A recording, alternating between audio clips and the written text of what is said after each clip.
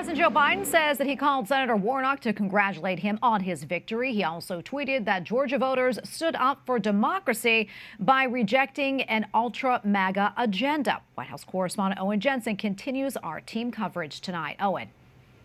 Tracy, good evening to you. The win by Senator Warnock is obviously a win for the Biden administration as well, and Vice President Kamala Harris won't be called on as frequently to break tie votes in the Senate.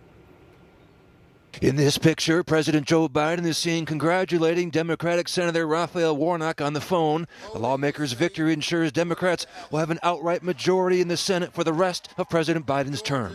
What you saw Senator Warnock do and what you saw Democrats do this past election is run on the president's agenda, run on an agenda that was successful. Meanwhile, Second Gentleman Douglas Emhoff and White House officials hold a roundtable with Jewish leaders representing the Reform, Conservative, and Orthodox denominations, discussing what the Biden administration calls the rise of antisemitism and efforts to combat hate in our nation.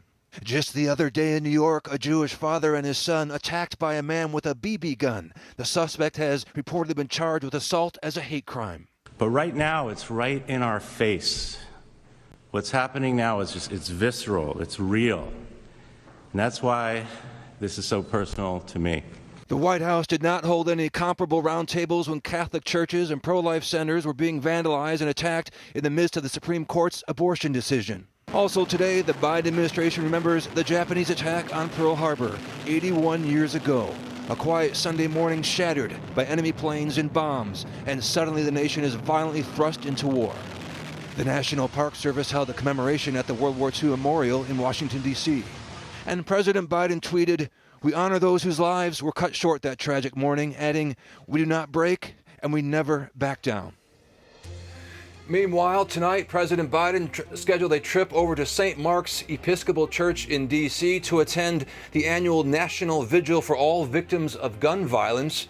In Chicago this past weekend, 17 people were shot, according to media reports. The weekend before that, 31 people were shot. At the White House, Owen Jensen, EWTN News Nightly.